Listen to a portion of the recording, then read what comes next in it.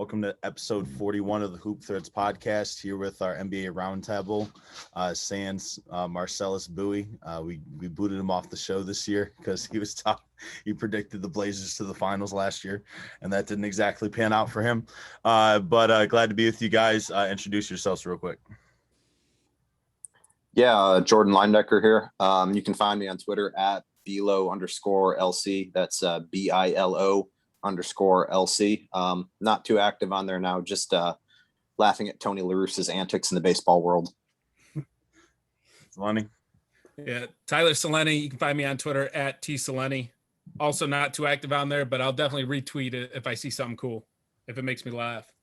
There you go. All right, so let's run through the first round of the playoffs. We're gonna start in the Eastern Conference. So let's start with you, Jordan. Yeah, I got chalk going through the East. Not sure who the Sixers are going to match up with yet. Obviously, they'll get the winner of that game tomorrow night with the Wizards and Pacers. I like them in 5 either way. I think the Wizards would take one. They could sweep the Pacers.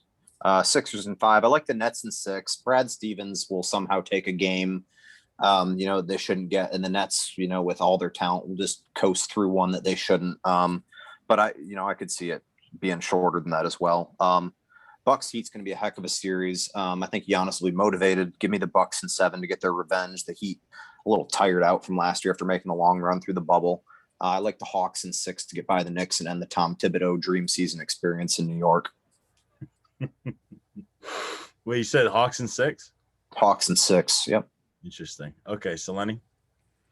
So, I'm also fairly chalky for the first round here in the East. I got Philadelphia over Washington in 5. I think maybe Beal or Russell maybe help them steal a game, but I don't think that Philly's ever going to sweat. Give me the Knicks in 6. I think their defense is going to be a little bit much for Trae Young. The biggest question mark, I think, is this Milwaukee-Miami series, which we'll elaborate more on later, but give me Milwaukee in 6. And then Brooklyn-Boston, give me Brooklyn in 5. I really had to talk myself into even giving Boston one game because I really think that this one will be a sweep. But maybe Tatum goes crazy like he did the other night, so that maybe Boston can steal one. I'm not a big Boston guy. All right, so for me, Bill Simmons. Not a big fan of Bill Simmons either at this point. I'm going to take Philly in 5, pretty much the same rationale as Selene. I think if Indy gets there, they could well, it's not Indy. That's going to be Washington. I think they can go off for their big guys can go off a little bit, but it's Philly's too deep. Philly's too good defensively, and Joel Embiid is a top 3 MVP candidate, I think, pretty much unanimously by anyone that watches basketball. So take Philly there. Knicks Atlanta, I think that's going to be an interesting series. I just think that the Knicks, they have more guys to throw at Trae Young. They got some guys with some good playoff experience. They got Taj Gibson in the locker room. They got they got some depth. They're bigs. I think Nerlens Noel is going to be a good deterrent at the rim for Trae when he gets into the paint. You got some journeymen and Alfred Payton and Derrick Rose, and then some good young bigs with Randall, Mitchell Robinson, all them guys. So I think the Knicks are going to take that in 6. Milwaukee, Miami's hard to get a read on. I think if Milwaukee, if they do what they're supposed to do defensively, they can get it over pretty quick in 5 or 6. But I think I'm going to end up going 6 on that, Milwaukee in 6. And then Brooklyn, I'm going to take Brooklyn in 4. I think they got all their top guns back. And so I think they're just going to kind of mow down the competition regardless of who it is. So I wouldn't be too worried if I was them and Steve Nash. So I think Steve Nash is going to get out to a hot start as an NBA coach. So let's move to the West. Jordan, let's talk about the first round. Yeah, so at this point, the Western Conference play-in games are still occurring, so we don't necessarily have the 1-8 and 2-7 matchups locked in. But for my money, I've got the Lakers getting the 7 seed, beating the Warriors tonight, and I have the Warriors playing the Grizzlies on Friday. And as much as I would like to not see them in the playoffs, I do have them getting in and getting by Memphis again. They did take 2 of 3 against Utah this season, although one was late in the season and marred by very questionable officiating down the stretch. They'll present some unique challenges, but I think the Jazz just have too much, assuming they get a healthy Conley and Donovan Mitchell back. He's been out since that ankle injury for over the last month. So it's not even official if he'll play in game one of the series. They're thinking he'll go, but we'll just kind of see how it goes. I do like the Jazz to get by in 5, though. The Warriors are a pretty bad road team. I think they were 14-22, or a really bad road record this season. And couple that with the Jazz only 5 losses at home this season, it's just tough for me to see them getting too many games and extending the series. I like the Lakers in 6 over the Suns. I guess it's an upset by seeds, but by the Vegas money lines and everything, Lakers will be favored there. I just think LeBron and AD, it's the playoffs, and Chris Paul runs into another very unfortunate draw. And Phoenix has just been on a pretty bad trajectory, honestly, in terms of their defensive rating and just how they played overall over the last month and a half or so. I do like the Blazers to get by in 7 over the Nuggets. I think it's going to be a really good series, but it's really tough to bet against Damian Lillard ever since that guy told him he needed to win 42 games this year, otherwise he's going to lose his house. So Dame's been on a tear since then. And I've got the Clippers getting by the Mavericks in 6. So that's what I got for the West in the first round. That'd be the most random motivator for a run for an elite NBA player, but we'll take what we can get. Selene, what you got for this? Yeah, similarly, I got the Lakers prevailing to be the 7 seed, and then the Warriors locking in that 8 seed. But I think that they're going to get bounced by Utah in the first round. I think that they're going to give Utah a little bit of trouble just because Utah has all their guys coming back right now. So I think it might take them a couple of games to kind of get the rust up, but I think that they'll eventually win it in 6. Next, I got the Clippers over the Mavs in 7, which we're going to talk a lot about this matchup later on. So I would put an asterisk next to that one, but we'll elaborate later on that one and exactly why that is. Next up, I got Denver over Portland in 6. I think that Portland, Nurkic is like their only answer for Jokic. And I kind of like Jokic taking advantage of that one. And especially if they can get Nurkic into foul trouble, which he's a little prone to do. I think that it's just going to cause too many problems for Portland, who already struggles on defense as it is. Plus their abysmal record against winning teams. I think they have to win 4 games against a winning team out of 7 games. And I just don't think that they're going to be able to pull it off. All due respect to Dame. Don't at me. Next up, obviously, I think everybody is going to be pretty much on the Lakers over Phoenix. And as much as Chris Paul is the point god, but like Jordan said, man, it's a tough draw. Lakers in 5. That one. All right. So to me, for that one, I'm going to go with, I think is Memphis still up in that game? Memphis is up 2 in the fourth quarter, 6. All right. So, I think regardless of how it plays out, I'm taking Utah. I'm going to take Utah in 5. I think there's the chance that they can steal a game, but I don't know. I think Utah is going to slide by anyone defensively, especially. Clippers and Dallas is an interesting series to me. I'm going to say Dallas in 7. I'm going to get the first hot take for this pod. Let's go. I think, for Luka to take the next step as a superstar, he's got to start getting shit done in the playoffs. And it's kind of put up or shut up time. This is kind of the second year in a row that we're saying this for the Clippers. But I think Dallas, Josh Richardson really has to step up for that to happen. DFS, Dorian Finney-Smith as well. And some of their ancillary players really have to perform in that series for that to happen. I just don't believe in the Clippers. I've never believed in the Clippers. So I'm just going to keep that rolling. I do think we were talking about it earlier off air, but Clippers do have a good amount of defenders to throw at Luka, but he's been able to produce regardless in playoff series. I think an interesting stat to keep an eye on is just the turnovers per game. During the season, he averaged 4.3, correct? Yep. Yeah. Also had the highest usage rate. Just saying. Luka staying to the depth. I think if he keeps it at or below that number, I think they'll have a great shot. I think the Clippers are pretty great at turning that defense into offense pretty quickly if they're not able to do that. So I think he has to really kind of be buttoned up on that end of the floor. Denver Portland's an interesting series. I don't really know who's going to guard Dame for Denver. I don't really. It's really hard to guard Dame in general, and he's just on a hot streak, like we said, coming into the playoffs. I think Denver's going to close it out fairly easily. If Jamal Murray was here, I would consider 5 games. I'm going to show some respect to Dame and say 6. Michael Porter Jr., this is kind of his time to shine. So, he's got a big role and he's been producing. So I got to stop hating at some point. And then Phoenix, I think they're going to roll whoever they play regardless as well. I don't feel as confident in them going forward. So I'm going to say in 6, but that could easily go either way. So, all right, let's move on to the next round. You want to go, Jordan? Yeah, we going through the Eastern semis. Yeah, back to the East. Yep. Okay. Yeah, I've got seeds carrying through. I've got both the Sixers and Nets, the top 2 seeds, getting by in 6 games apiece. Sixers over the Hawks in 6 games.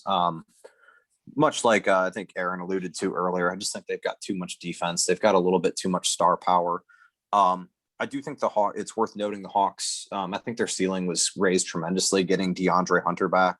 He made a pretty big difference throughout the early parts of the season when he was injured and when he was playing. Just really helped them out defensively. And the Hawks did close the season. I believe it was 27-11 under Nate McMillan as a head coach. So that's a 38 game sample size and nothing to scoff at. But I do think the Sixers are on a mission this year. I think they can get it done with the guys they've got there.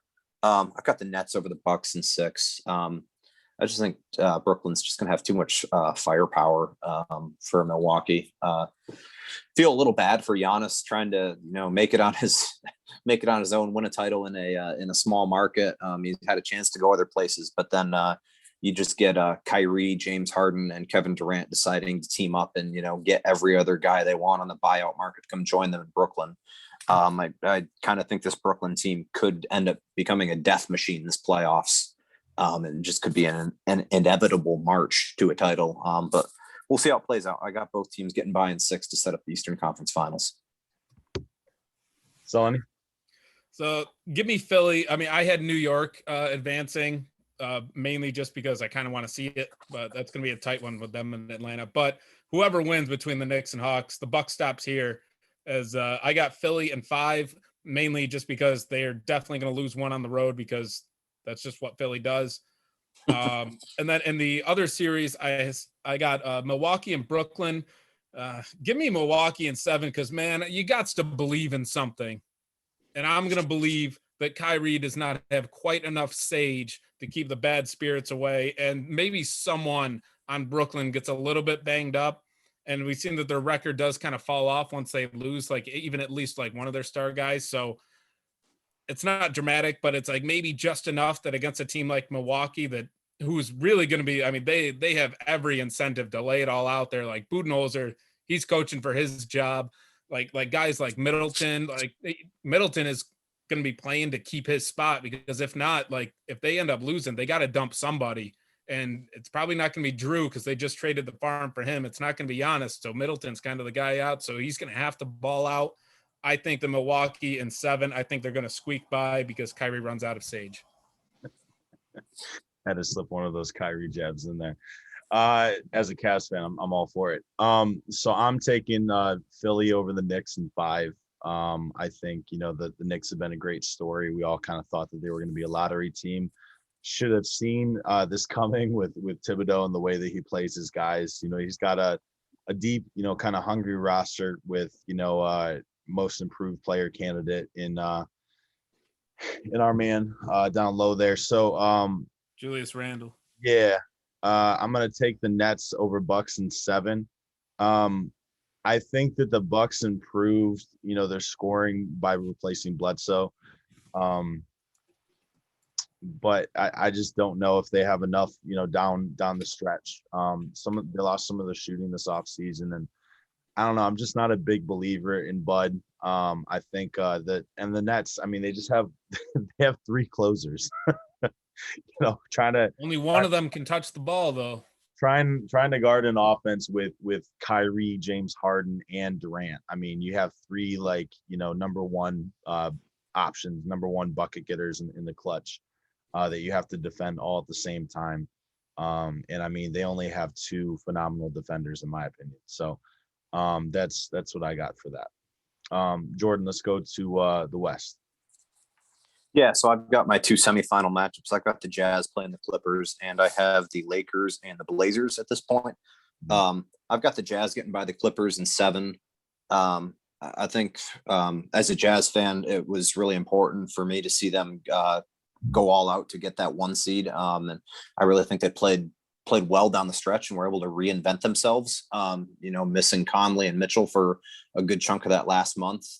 Granted, it wasn't a murderer's row of competition, but getting that 1 seed ensures that they will always have home court advantage as long as the playoffs go. So if the Jazz can go unbeaten in the playoffs, they're at home, they're your NBA champions. And I think they'll hold serve in this series against the Clippers. It'll be just a war.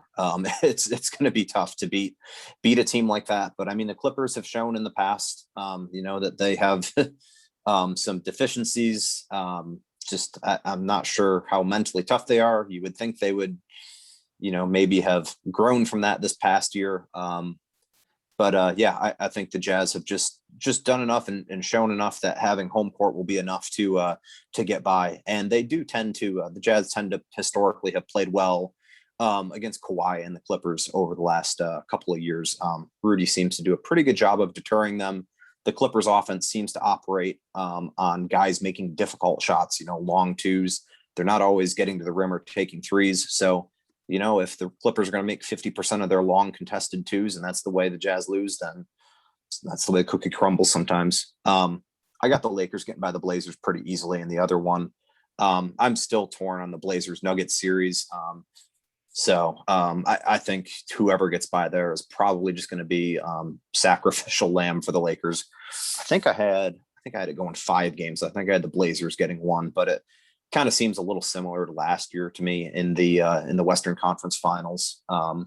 With Blazers will show a lot of heart, but they don't have enough. And granted, we're all just assuming that the Lakers are going to flip this switch. I mean, they do have LeBron, arguably top 2-3 player ever.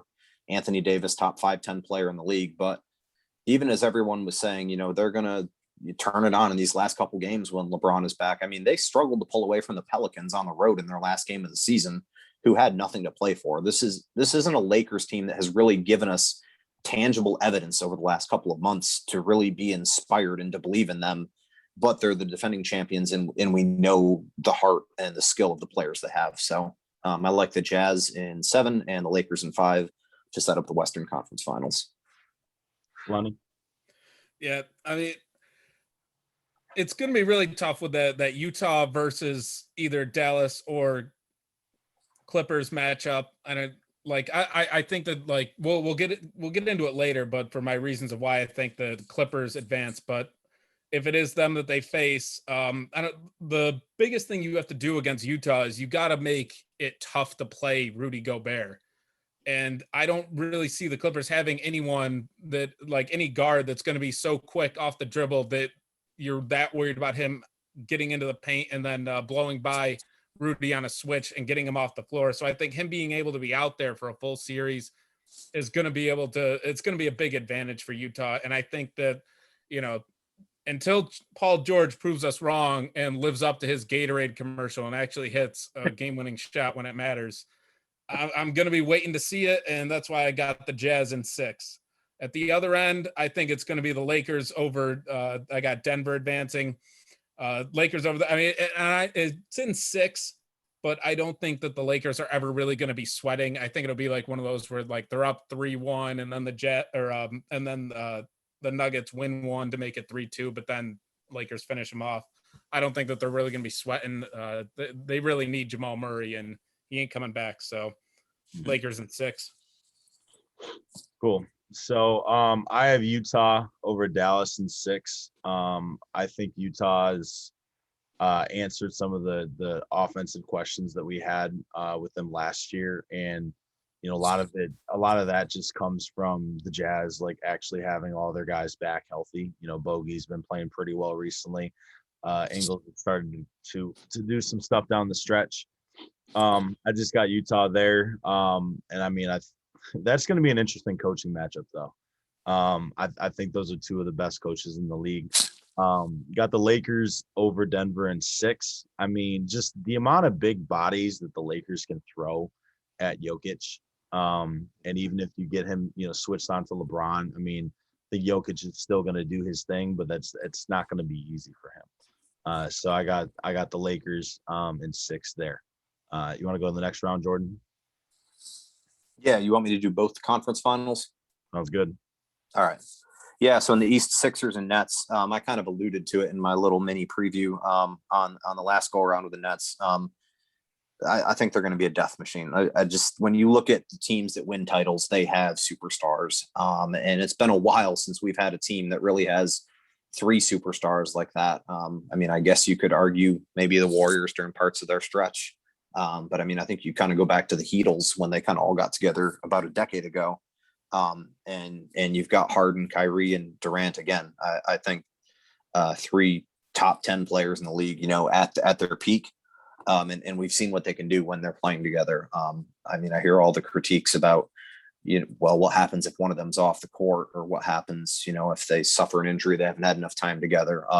They've still proven to be pretty formidable, even in those circumstances. I just don't know how you score enough to keep up with them, because they're going to put up 120, 130 points every night. I like the Nets getting out of there. Let's see. I have the Nets getting by the Sixers in 6 games. I think they can close that one out on the road in Philly, and Philly too. Also historically a really solid home team, not so good on the road. They were just over 500 this year on the road, but wouldn't be surprised if that just comes out to bite them. They fall behind, or get a game. But if Brooklyn can win and split the first 2 games there in that hypothetical series, that really puts all the pressure on Philly to win on the road, and I'm not sure that they can do that. Someone's got to step in and take Marcellus's mantle. I'm not quite going to take my team as an 8 seed to make the NBA finals this season, but maybe I'm going to pick them, an extra round or 2 further than I should. I can't let this storybook ending, just end like this. I've got the Jazz getting by to the NBA finals in 7, which when you look at how LeBron has been eliminated in the playoffs, this would certainly be a pretty unconventional way to do it. And I wish I had the stats offhand. Up until a couple of years ago, it was going on about a decade where LeBron James had not won in Salt Lake City. I think he's gotten a game or 2 since he moved to the Lakers there, but this man don't like Salt Lake City at all. And I was there to personally witness one of the Jazz great comeback victories over him. So I like the Jazz getting by in 7. We're going back to the NBA finals. There you go. So Lenny. So in my Eastern finals, I had Milwaukee advancing over Brooklyn, and so they'll be facing Philly here for me. And once again, the whole Philly cannot win on the road thing, I think, is what's going to end up biting them. So give me Milwaukee in 7. Meanwhile, out west, call it a gut feeling, man, but like somebody, either Bron or AD, one of them is going to get a little banged up at some point, whether it's in the Denver series, whether it's during this series against Utah. One of them is going to get banged up. And I have the NBA's worst nightmare with Utah advancing to the finals to face Milwaukee. David Stern rolling over in his grave. And he would I was thinking about it earlier today. He would have freaking loved this play-in game. The Lakers versus the Warriors. Oh my God. Oh, he would have made it happen. that He also would have made the Pelicans get in there so that we could have Zion against Ja Morant. Like he would have somehow turned that play-in matchup to like a 7-game series. Just so while we're talking about the Pelicans, can we just discuss the fact that they had 14 national TV games this season? I think it was the Blazers, Nuggets, and Jazz had 15 combined amongst the 3 of them. Like, when is the NBA going to stop forcing Zion down our throats? How many years in a row do the Pelicans have to underachieve and miss the playoffs? And it ain't just like there's other teams out Nike there. Gave Zion a shoe before Luka. Ridiculous. That's such a niche argument. All right, so I'm gonna Philly over the Nets in 7. I think if any team is going to beat the Nets, it's going to be Philly. Just the defenders they have to throw at guys. They're pretty deep. Despite what you guys believe, I think that they're actually pretty well coached. And like I said, Embiid, like I just don't know that they have anyone that can check him.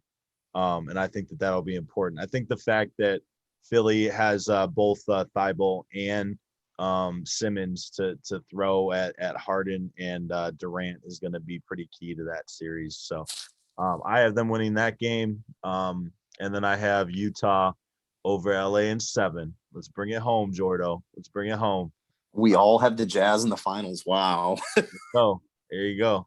I think it's mainly because of what Selene was saying, but I think like the LA's like biggest advantage coming into the postseason is that they can kind of switch between playing small ball and then throwing just a ton of bigs at people.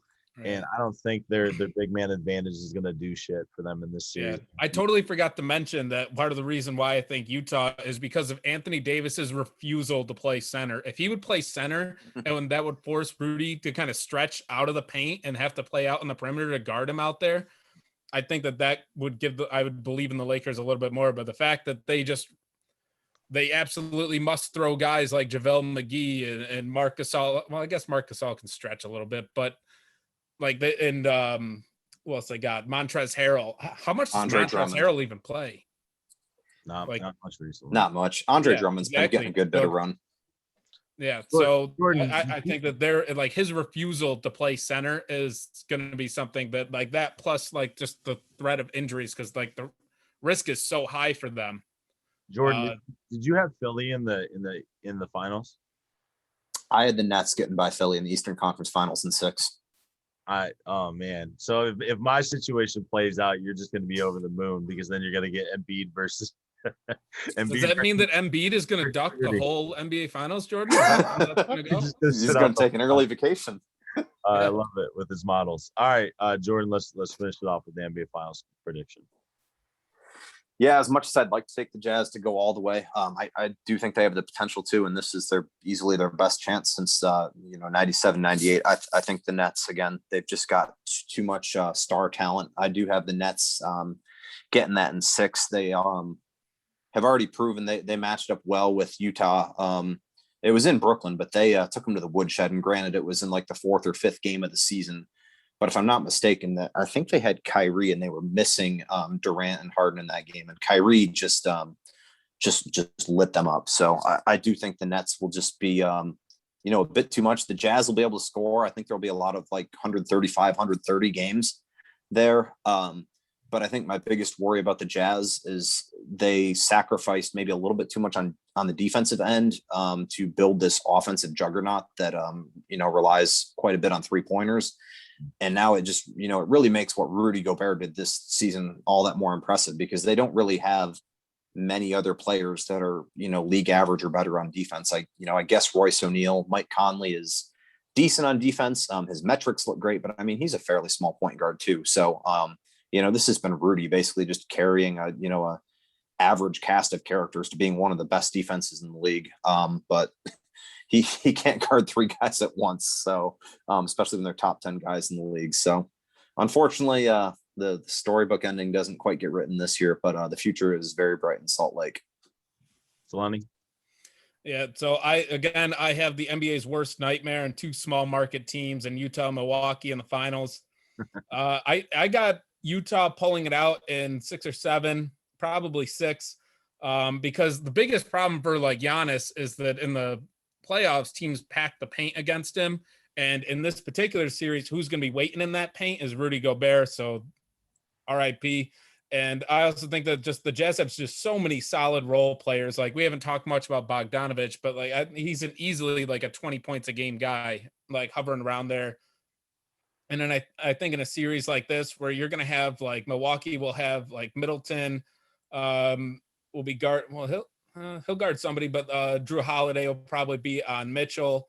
Maybe Middleton gets Bogdanovich, but like I don't know. Like somebody's got to, and then Conley can go off. So I don't know how they're going to kind of mix and match that, but the Jazz are going to have like one of their solid offensive guys that's going to have a negative matchup that he's going to be able to exploit.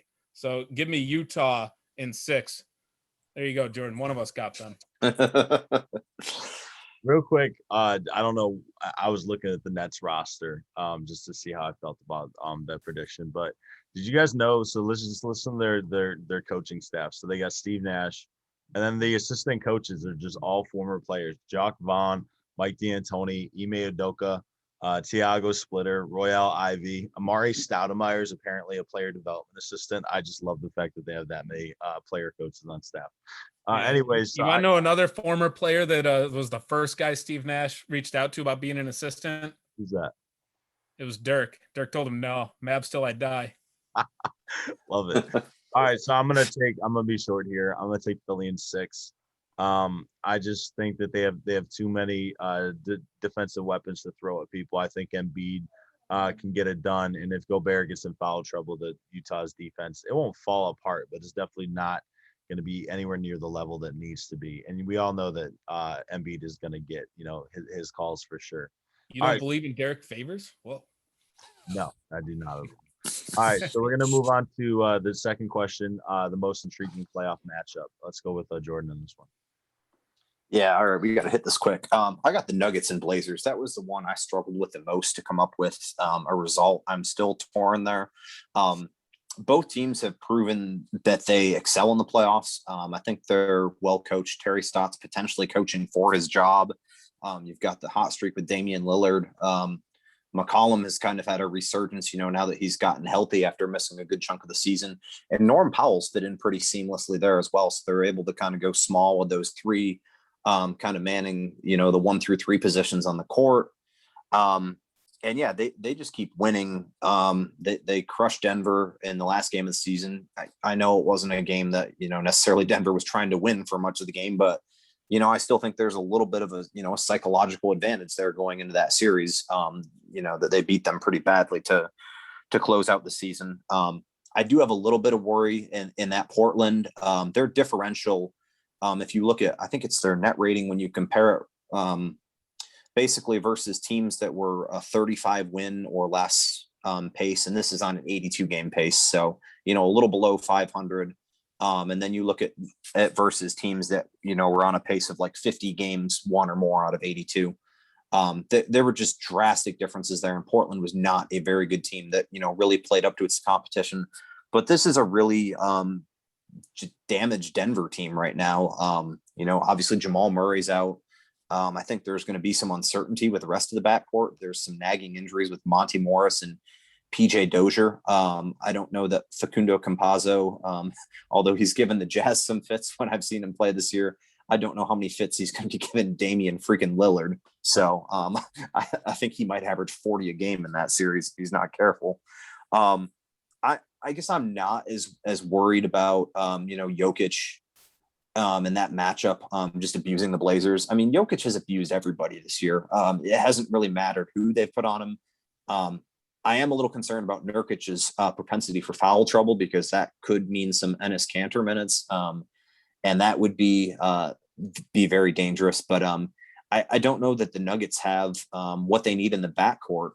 They were relying on Austin Rivers for quite a chunk of offense down the stretch and some serious minutes. And if I'm not mistaken, he's ineligible for the playoff roster because he was signed so late. So they were literally just signing warm bodies. I mean, Shaq Harrison, who the Jazz cut, he was getting run as well. I just don't know that the Nuggets are going to be able to string together enough alongside Jokic and Porter. And Aaron Gordon's a nice piece, but I don't see the offensive ceiling for him. But yeah, I think it's a very intriguing series because both teams, again, have proven that they can step up in the playoffs. 2 years ago, the Blazers upset the Nuggets in that Western Conference semifinal, the classic that went to 7 games where CJ went off. And I mean, last year the Nuggets had all the 3-1 rallies to beat the Jazz and the Clippers. So you're looking at the last 2 Western Conference runners up, I guess, when you look at this matchup. So they've definitely got a lot to play for, and they have the history So I think it'll be a very, very good series. Vegas tends to agree with me. It's pretty much close to even odds on picking either team to win. So Lenny. Just want to really quick throw out for Jordan that like you mentioned, and I mentioned earlier about the Nurkic foul trouble issues. If he does, and Portland decides to heed the words of Billy Donovan and remember that you can't play Cantor, the other big man options for Portland are Harry Giles and TJ Leaf. Woof. So my big matchup that I'm really most intrigued in here is the Bucks Heat, mainly just because the Bucks gave up the farm to get Drew Holiday. Like their first round picks for God knows how long. Like feels like it's going to be 7 years. But they gave up all of that so that they could get Drew Holiday. And man, if you lose in that first round, that's going to be a bad look. And there's going to be a nuke that goes off in Milwaukee. Like they're going to have to like do some major turnover in that roster this offseason if that happens. So I'm really fascinated with what happens there. Cool. You all set? Yeah. All right. Sounds good. So mine is, we were talking about the Mavericks and the Clippers earlier. It's just interesting because they both have just great role players. With Dallas, you got THJ shooting pretty well this year, getting to the basket. Dorian Finney-Smith has stepped up his game a bit. I think Josh Richardson's going to be really key for their playoff run in addition to Porzingis.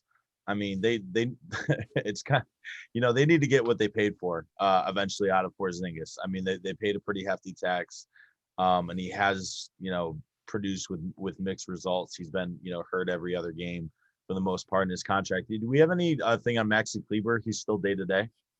Kleber, yeah, man, it's going to be big for him because he's their primary quad defender, and he did a good job against them last year. Yeah. But I mean, we still the Mavs community, we are not sure. Well, I think he'll be out there, but like how effective he'll be, and like also don't forget, like he's like shoots like 45, somewhere between 45-48% on three as well. Yeah. So he's our best defensive player. So yep, he's going to be huge. So yep. and we really right now we don't know. Yeah, I mean, I think just even off the bench, they got Trey Burke, Jalen Brunson, Josh Richardson, Nicole Melli, Maxi Kleber, Willie Cauley-Stein provide some minutes. And then if you get really deep into it, you got Boban. I just think Luka is going to take the next step forward. I think the Clippers are going to throw a lot of bodies at him, but I mean, if they get down to the point where they're throwing Patrick Beverley at him, I mean, I feel like they should be. It's going to be rough for them. I just look at the Clippers and just their point guard depth. It's like you look at Patrick Beverley, Reggie Jackson, and Rajon Rondo. I mean, you might have, if you add all three of them together, you have one good player. I mean, Rondo's really going to have to play out of his mind to really produce more there. And then Terrence Mann, Luke Kennard, Nicholas Batum has had a resurgence of sorts, but Serge Ibaka, I mean, it's decent backup players, but I just think there's more depth with Dallas, and they just bring a ton of firepower. So I don't know, I just trust them to get it done in a 7-game series. So let's move on to the next question, which is biggest X factor. So go ahead, Jordan. Biggest X factor. All right. I got to pull up my notes here quick. I have for the first round, Knicks Hawks 4-5 matchup. That's one that I did struggle with. And Julius Randle and Clint Capella, two of the best players on each team. Capella, great defensive season, led the NBA in rebounds. I think he had more rebounds than Rudy, despite playing like 8 or 9 games less than him due to injury. So pretty commanding rebounding crown. But Julius Randle just lit up the Hawks this year. I think he averaged something like 39 or 40 points a game in their 3 matchups this season. So if you're able to cut off the head of the snake for the Knicks is Julius Randle. So they need to find a way to neutralize him and just force other guys to win the game and to score for them. Because aside from RJ Barrett, who's taken a step this season, and Alec Burks might go on a heater or two, I'm not sure where else the Knicks are going to be getting enough offense. So forcing that out of Julius Randle's hands and forcing other people to beat you, I think, is the way to go there. I got one other one. I got to talk about the Jazz a little bit. I've mentioned a bunch that Mike Conley and Donovan Mitchell have been out for much of the last month. I'm going to read you off our friend Bojan Bogdanović's stat line. I've just got it for the last 10 games. I think it's been about the last 16 games, though, since Donovan first went out. And keep in mind, this is the Bojan Bogdanović that did not play in the playoffs against the Nuggets last season. So in the last 10 games, he is shooting 52% field goals, 45% from three, 90% from the line, 25 points a game, 4.5 rebounds, 2 assists, and almost a steal per game. This may be a blessing in disguise for the Jazz. It'll throw out off Donovan's rhythm, missing the last month of the season with the ankle injury. But honestly, it was just kind of a dirty little secret that Bojan Bogdanović had been struggling this season. In fact, this is the first season that he's been in the NBA where his scoring average did not increase from the previous season. He still averaged 17 points a game, but I think he was up in the 18s last year. And he just was really streaky with his shot. He'd had that wrist surgery last season that had him out. And you could just always see him kind of tinkering with his wrist, and, he'd take a hard fall and you'd just always grimace and hope for the best. But he's really turned it on. He's had to be the primary offensive option for the Jazz. And if he can maintain that while you get Mike Conley and Donovan Mitchell back on the floor, that's a pretty terrifying offensive juggernaut to have to deal with. Cool. Selene? So I'm going to go back home for my biggest X factor. It's this dude Porzingis. Who are we going to get? Who's showing up? Is it going to be the Porzingis that was in last year's all bubble team where he averaged 30.5 points, 10 rebounds, and 2 blocks a game? Or is it going to be the guy that goes down in the middle of game 2 or 3, and then that's just it, and he's gone for the rest of the series? I wish I could tell you. I have no idea.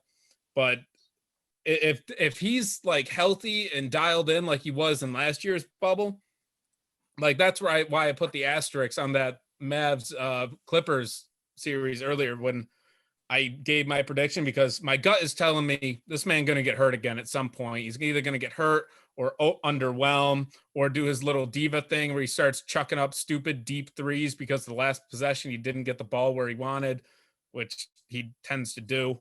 But if he's actually dialed in, plays within the system, and like picks his spots, and actually it takes advantage of his post-up opportunities, and Tim Hardaway Jr. continues this flamethrower streak that he's been on of averaging like I think like 22 points a game like over the past month, I think that we could pull the upset. But it's going to really come down to what version of Porzingis we get, because if we get the street clothes version, it's going to be, I think then it could go down to clips and 6. So we'll see. But we need some Luka magic if he don't show up.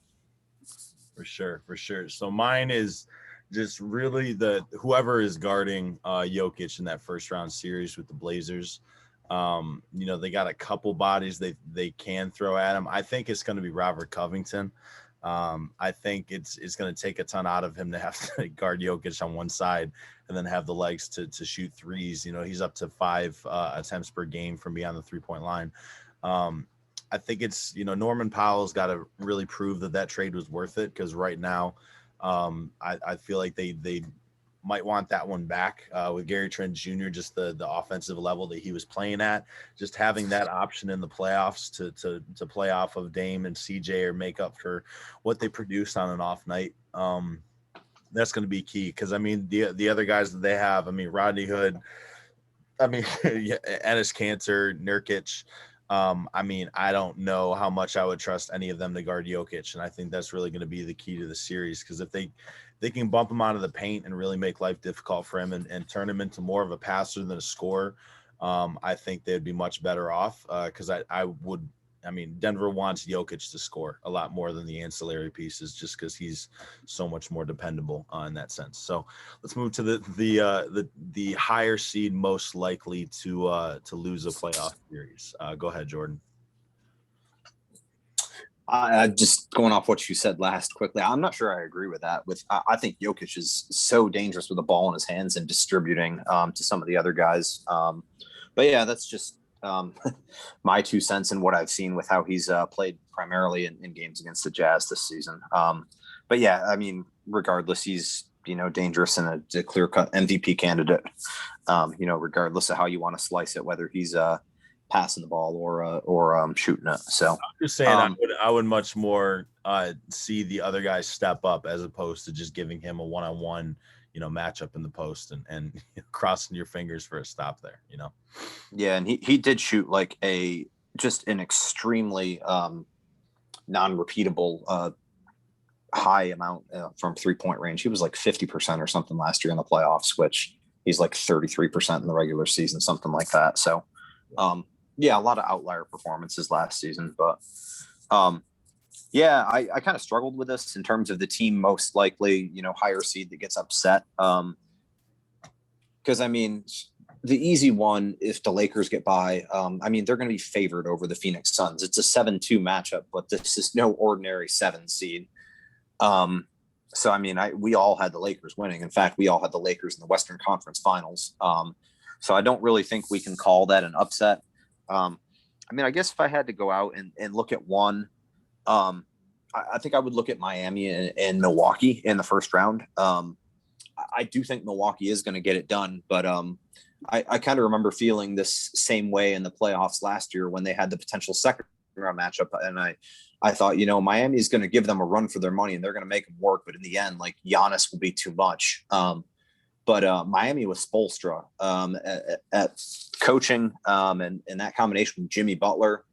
Jimmy Butler is just a killer. I mean, he can't hit a 3-pointer to save his life, but he can win playoff games and he can just make winning plays. He's just a dog. He plays tremendous defense, is just great at, getting rebounds and setting up his teammates. And I think the Heat have made some moves as well to kind of bolster their depth and their bench unit. Trevor Ariza, I believe, was playing pretty well, shooting very well from 3 down the stretch, although he's got to be approaching 40 at this point. But I mean, he's still getting it done. And on Milwaukee's end, there's just so much pressure there. Budenholzer's job is, basically on the line, dependent on these playoffs. And everyone has to be feeling pressure because Giannis decided to come back. And if they don't deliver the goods eventually, he's going to be gone. This is the best chance, you're really going to have as a small market team. And Milwaukee didn't really look like themselves this year. So the argument for Milwaukee is that they were experimenting, trying different lineups, just trying different ways to attack things, and that they viewed the regular season kind of just as an experiment for the playoffs. So, maybe they'll get it right and turn on this other gear. But one thing I can say with certainty is you are not going to, eliminate Miami from the playoffs easily. They're not going to go gently into the night. So Miami over Milwaukee is very much in play for me. Lenny. Yeah. I mean, so what I'm about to say is going to totally contradict some of my picks earlier, but I think that it just kind of shows you how unpredictable that this year's playoffs are going to be once you get past round 1. I think other than you being able to kind of pencil in Philly at least to the Eastern Conference Finals with their kind of cakewalk that they have in front of them.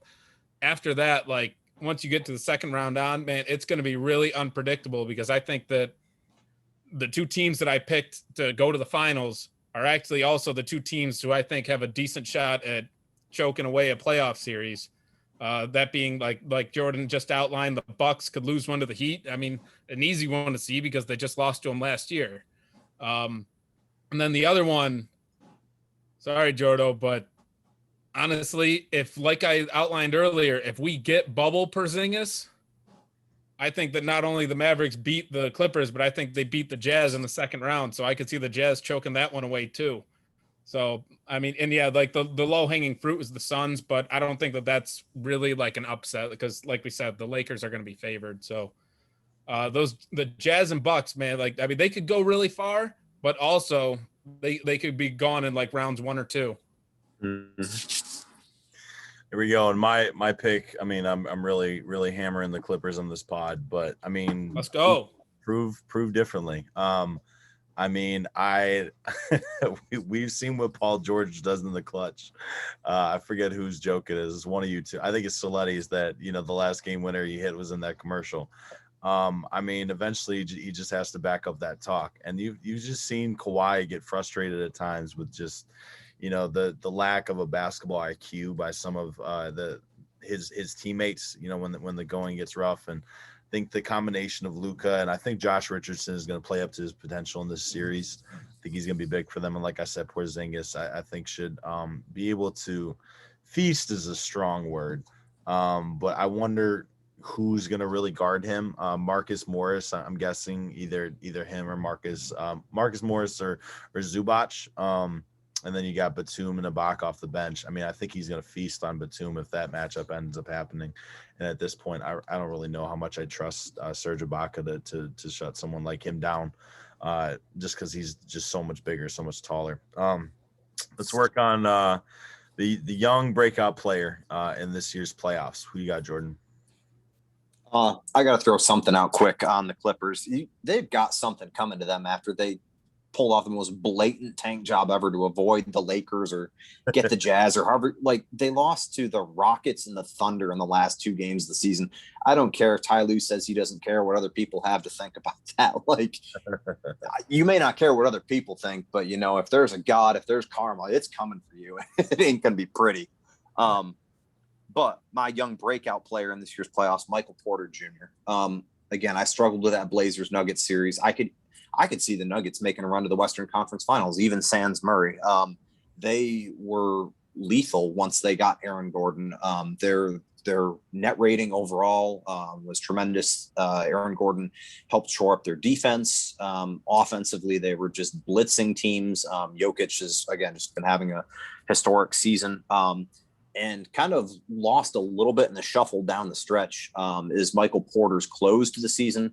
He overall for the season averaged like 19 points and 7 boards, was 45% from 3. But in the last month and a half since Jamal Murray's been out, he's really stepped it up. He's closer to the mid-20s in points, and he can just score in a lot of different ways.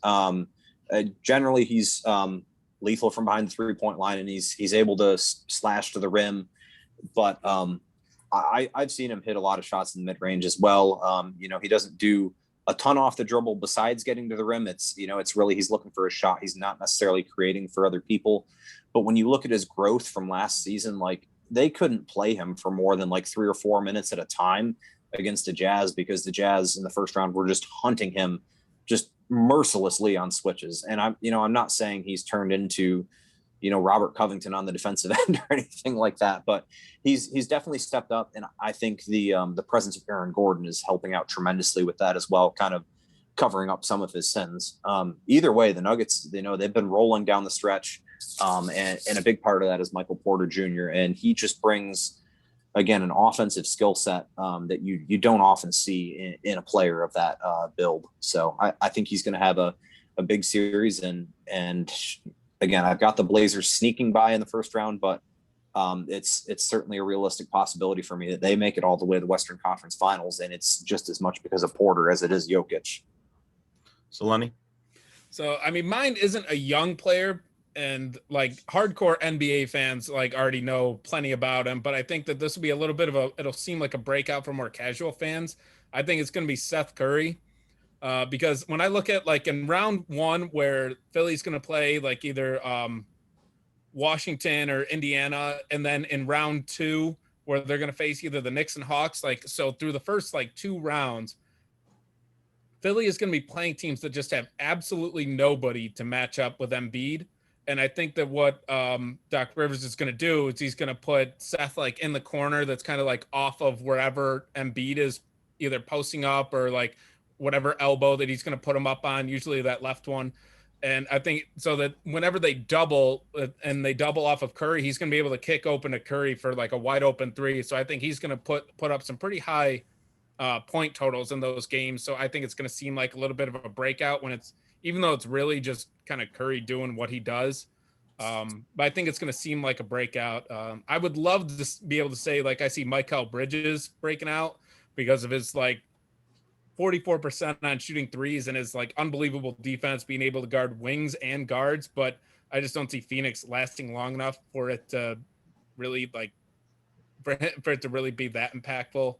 And then just kind of finally like Bogdan Bogdanovic, if he matches Trae Young in scoring in their like series, just I'm not exactly going to be shocked. Got you. So mine, I'm looking at the numbers, and I was gonna say Precious Achiuwa. I just think he's going to be too buried at the end of their bench right now to get a ton of playing time. But just wing defender that I think matches up pretty decently well with Giannis. I mean, Giannis is obviously a lot longer, a lot taller. Achiuwa is still 6'8", 225. Weighs about 10 pounds less than Giannis, 3 inches shorter, just high motor and just an aggressive level of defensive play. But I think I'm going to say Goran Dragic. I think we saw what happened to their offense down the stretch. The famous picture of Jimmy just being absolutely gassed during the NBA Finals just because Dragic went down. I think he's going to be very key to their offense and just the way that it flows. And he's going to provide some consistency that's really, really needed. Played pretty well down the stretch, had a streak of, 17, 15, 17 point games, 23. And, nursing, coming back from an injury that he only played 50 games this year, but his shooting, the way that he spaces the floor, the way that he can play either guard position, the amount of shot creation that he creates, just opening up the floor and creating open looks for their wing shooters. I think that he's going to be pretty important. So who we got for a young breakout player in this year's playoffs? Go ahead, Jordan. I think we just take young breakout player, right? Sorry, unlikely playoff hero. My fault. Unlikely playoff hero.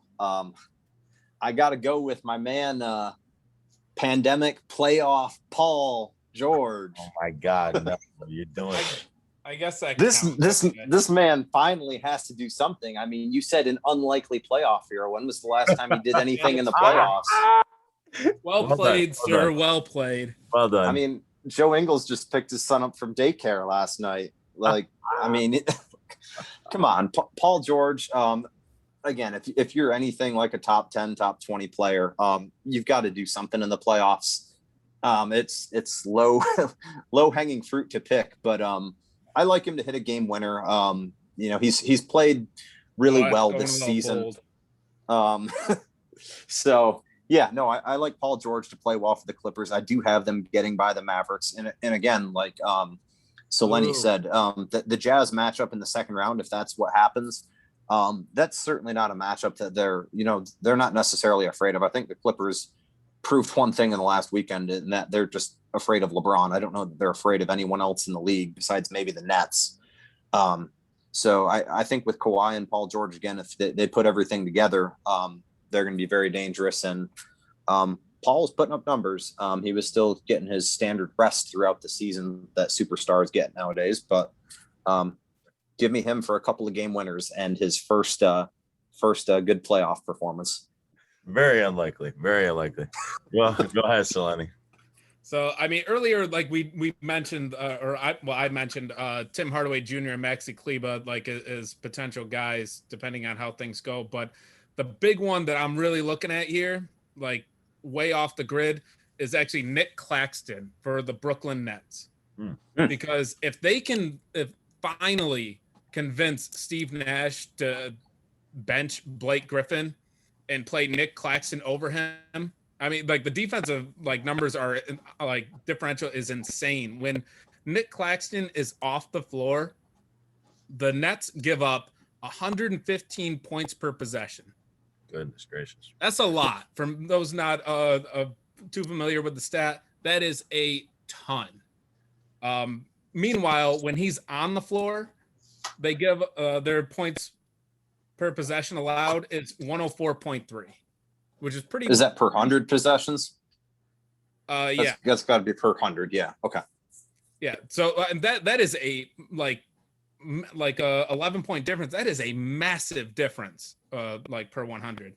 So like you don't really see swings like that like too often. So I think that at some point Blake Griffin is just going to force Steve Nash's hand, and he's going to have to play Claxton over him, and he's going to help them come up with a couple of stops, a couple of big rebounds that are going to like swing like maybe one of these series.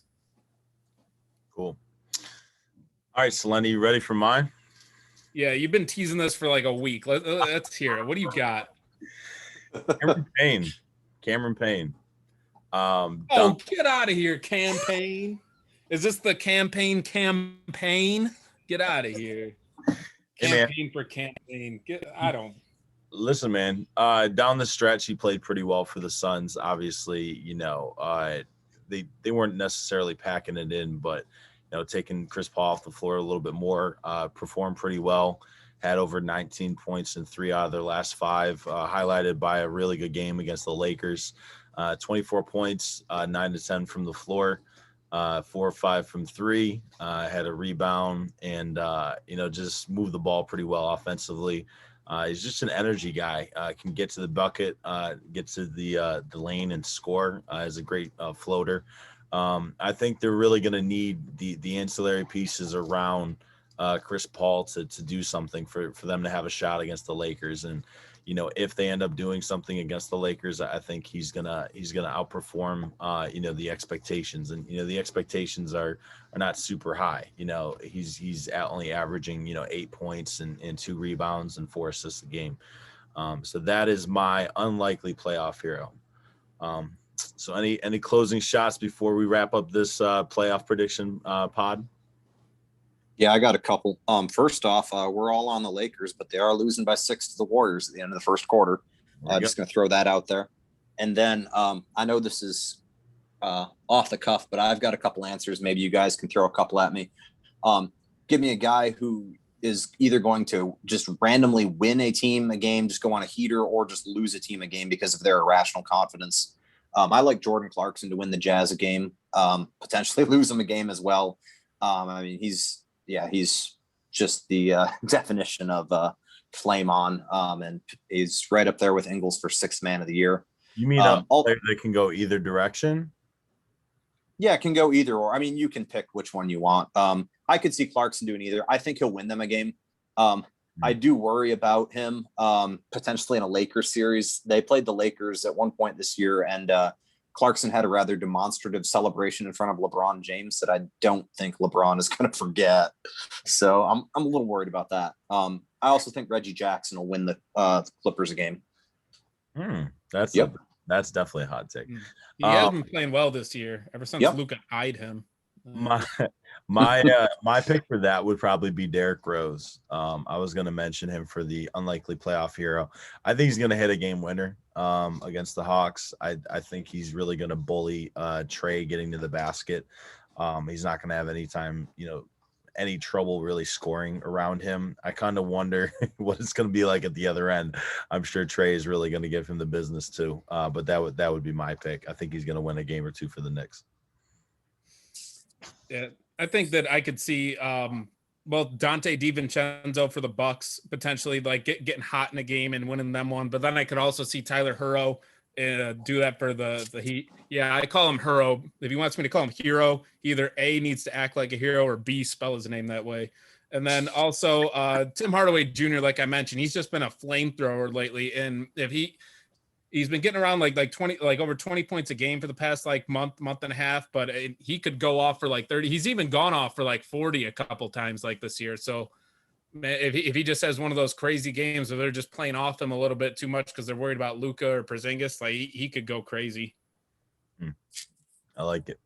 All right, gentlemen, appreciate the time, and looking forward to watching the playoffs and lighting up the group chat with some great memes and Twitter moments as well. Big shout out to the East Coast. If you see a tidal wave, don't worry, it's not a tsunami. It's just Jordan's sweat as he sees Golden State continue to lead. Hey, man, we would all be happy with Steph taking them out early. It would make for such a more interesting playoff. And then the Grizzlies take them out. If the Lakers beat the Grizzlies, then that would make the Lakers the 8th seed and play Jordan's Jazz in the first round. That's why you would see the tidal wave of sweat.